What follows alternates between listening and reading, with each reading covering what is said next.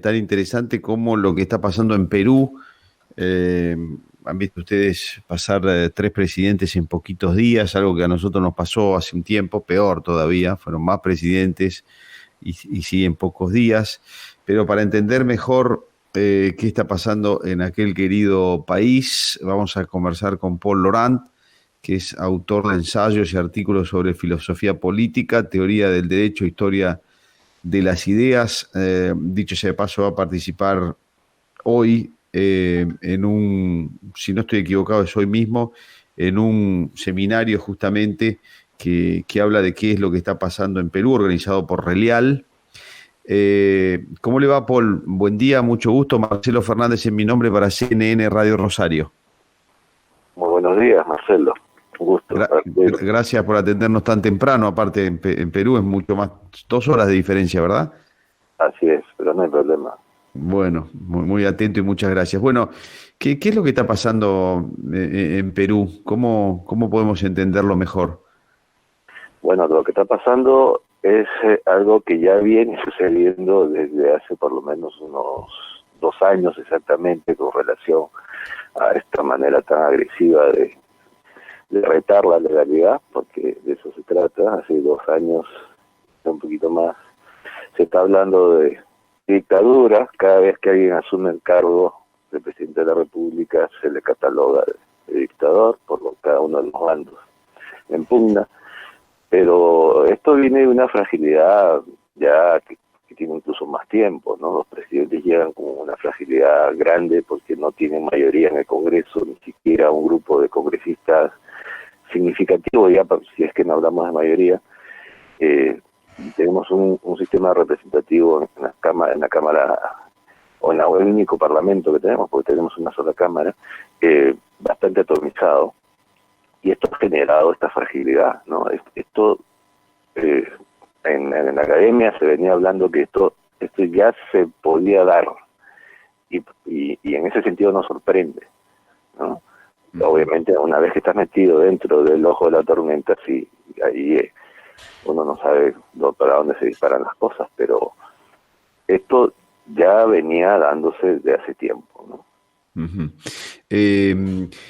Paul, cuénteme un poco qué es lo que está pasando con las democracias y con las repúblicas en el mundo en general, en América Latina en particular, que empiezan en el caso de Argentina, por ejemplo, Venezuela es otro ejemplo todavía mucho más nítido.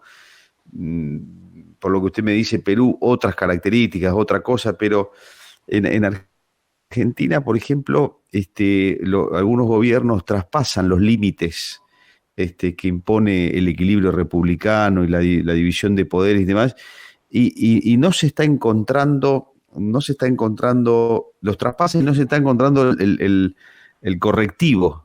Los traspasa y allá van. En Venezuela los traspasaron y allá fueron, y parece en algunas circunstancias no tan complicado salirse del modelo de equilibrio republicano y democrático y sin anticuerpos. Eso es lo que quería decir. No sé si usted está viendo algo parecido o tiene una opinión en contrario. Mira, cuando empieza la pandemia y todos los esquemas de cuarentena, se empezó a hablar en el acto de fracaso del sistema liberal en el mundo, ¿no?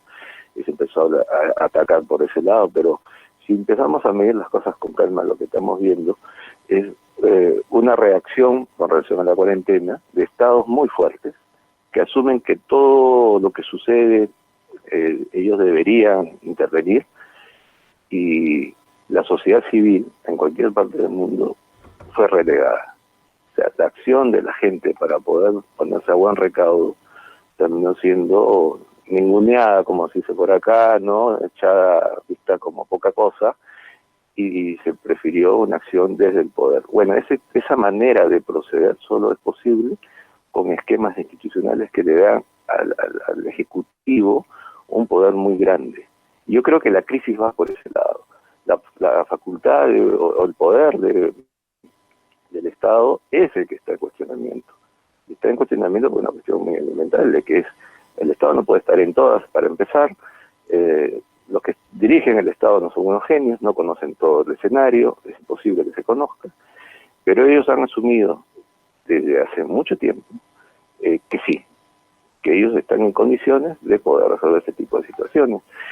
Esto con relación a la pandemia, pero en general los problemas que se suscitan puntualmente en el campo económico es de muy atrás, ¿no? Y es exactamente lo mismo, siempre es la misma historia, ¿no? Un poder ejecutivo que asume de cualquier bando, acá no es una cuestión de izquierdas y derechas, porque tenemos un esquema en América Latina puntualmente donde tenemos fragilidad en el esquema institucional con relación a la sociedad civil para defender sus derechos, ¿no? Tenemos un poder ejecutivo que avasalla. Y eso, sumado a un esquema ya de crisis propio de representatividad, que es mundial, eso lastima, eso genera problemas y genera un fastidio grande, porque ya no es un fastidio de que no me gusta, sino que ya me hace daño. Sus decisiones me hacen daño, me perjudican y me frenan en el día a día. Y hablando de freno, ¿cómo frenar esa actitud nueva que algunos gobiernos van tomando con la excusa de la pandemia o con lo que sea? ¿Cómo frenarlo? Porque es lo que antes preguntaba, ¿no? Que no parecen tener los anticuerpos suficientes en las sociedades de América Latina como para meterle un freno. Parece casi voluntario hasta dónde llegar del lado de algunos gobiernos. Y es interesante porque esos frenos hace 100 años se rompieron, ¿no?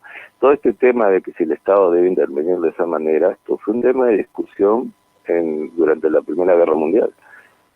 En plena guerra, uno de los máximos teóricos de la intervención del Estado en materia económica señalaba que el escenario de guerra les estaba ofreciendo a la gente ¿no? las alternativas a sus problemas cotidianos. Y claro, empezaba a decir, ya ven, se pueden controlar precios, se pueden controlar alquileres, se pueden controlar casi todas las situaciones que se dan en el mundo privado desde el Estado para tener una mejor vida. Y claro, esa mejor vida no existe, no se da, y genera más problemas, porque se mide la solución de los problemas de la cotidianidad desde lo anormal. No es normal vivir en una guerra mundial con asedio de ejércitos y a partir de ahí plantear soluciones como control de alquileres, control de precios del pan y demás productos. Todo eso son situaciones totalmente anormales. Bueno, ese tipo de situaciones en los últimos 100 años se han venido estableciendo como aspiraciones de normalidad dentro del esquema constitucional, ¿no? Que es el famoso consenso socialdemócrata que plantea que todos este tipo de necesidades, ¿no? Acceso a la vivienda, ¿no? A la salud misma, ¿no? Deben ser cubiertas por el Estado. Y lo único que genera eso es un Estado mucho más poderoso, un político mucho más distanciado de la gente, y la gente vista en sus decisiones como poca cosa. Entonces, eso es lo que tenemos, porque se tiene en otros lugares, pero en otros lugares hay instancias intermedias que atemperan esa situación, también un proceso de capitalización mayor, que no tiene América Latina, ¿no? Argentina lo tuvo, y hoy día está en una carrera loca por dejar de tenerlo totalmente, ¿no? Argentina fue el único país que logró hace 100 años tener un esquema de capitalización que ni Chile lo tiene si es que comparamos las experiencias de capitalización de los países, ¿no? Chile, por ejemplo, tenía un problema ya desde hace un año con las marchas, muy serio. Sí. Con la pandemia esto ha crecido. ¿Y cuál es el resultado? Una exigencia de un poder político más fuerte. Yo creo que eso siempre es un mal negocio para la sociedad. Sí, sí. Sobre todo si es que los políticos en todas partes no son bien vistos.